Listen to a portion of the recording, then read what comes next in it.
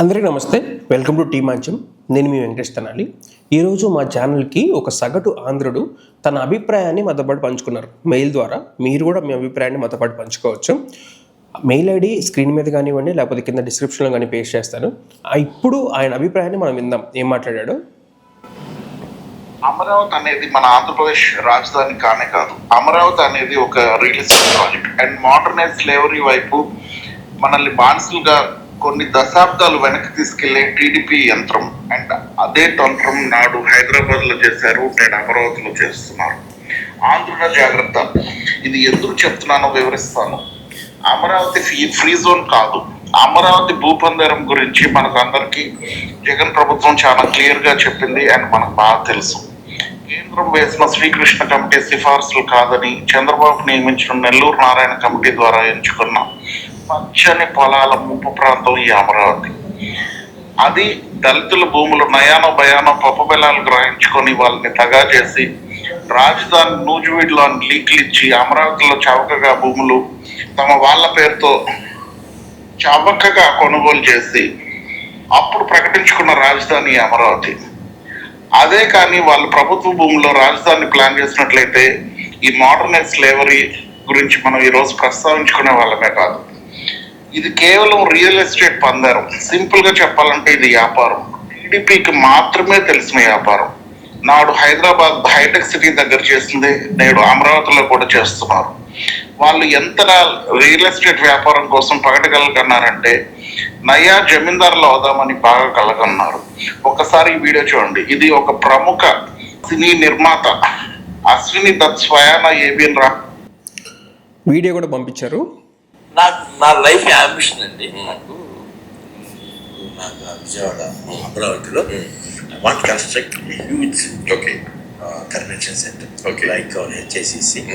అక్కడే మల్టీప్లెక్స్. నాకు ఎప్పుడు మల్టీప్లెక్స్ హోటల్ రిటైర్ స్టేజ్లో మన రమేష్ ప్రసాద్ గారి లాగా ఎంజాయ్ చేస్తారు, చూసుకుంటూ రాఘవేంద్ర ఇవాళ ఎంజాయ్ చేస్తున్నారు. అది I will concentrate on that. Okay, good.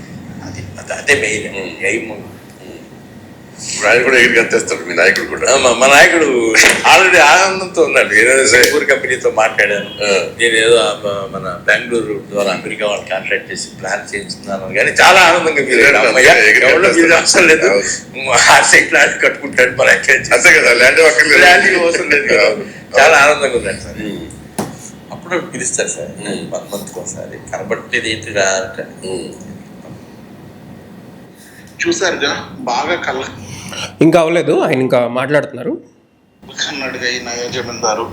మళ్ళీ చెప్తున్నాను, అమరావతి అనేది ఫ్రీ జోన్ కానే కాదు. నువ్వు ఒక హోటల్లో ఒక టీ అంగడో చెన్నైలోనో బెంగళూరులోనో హైదరాబాద్లోనో పెట్టాలంటే అక్కడికి వెళ్ళి పెట్టేయచ్చు. కానీ అమరావతిలో టీ కొట్టు పెట్టాలన్నా ఆ టీడీపీ వాళ్ళు భూమిని అమ్మితేనో లేకపోతే నీకు లీజ్కి ఇస్తేనో లేకపోతే నీకు అద్దెకిస్తేనే మాత్రమే నువ్వు ఆ చిన్న టీ కొట్టు అయినా పెట్టే పరిస్థితి రేపటి రోజున ఉంటుంది.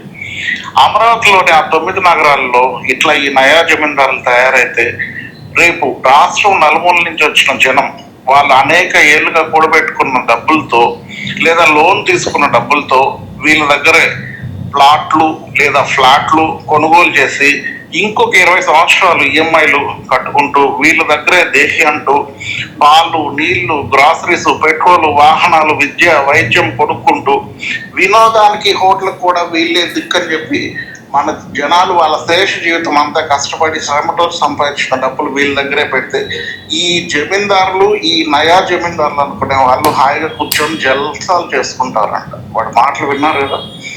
జనాలు బాన్సులుగా చేసి దోచుకొని తిందామని ఎన్నో కళ్ళగంటున్న టీడీపీ వాళ్ళకు మద్దతిస్తున్న జనసేన, బీజేపీ వాళ్ళకు ఒకటే చెప్పాలి. ఇది ముమ్మాటికి ఏనాటికి ప్రజా రాజధాని కానే కాదు. మీరు రాష్ట్రం క్షమించడానికి తప్పు చేస్తున్నారు. ఇది అన్యాయం. రాష్ట్ర ప్రజలను బానిసలుగా చేసి ఈ మోడర్నైజ్ స్లేవరీ ప్లాన్ చేస్తున్నారు. ఇది మీరు ప్రజలకు చేస్తున్నటువంటి ద్రోహం. దేవుడు ఉన్నాడు. అది చూశారు కదా, ప్రజలు అందరూ కూడా భిన్న అభిప్రాయాలతో ఉన్నారు. మీ అభిప్రాయం ఏంటో మాకు కూడా తెలియపరచండి. ఇది ఇట్లు టీ మాధ్యం. Thank you for watching.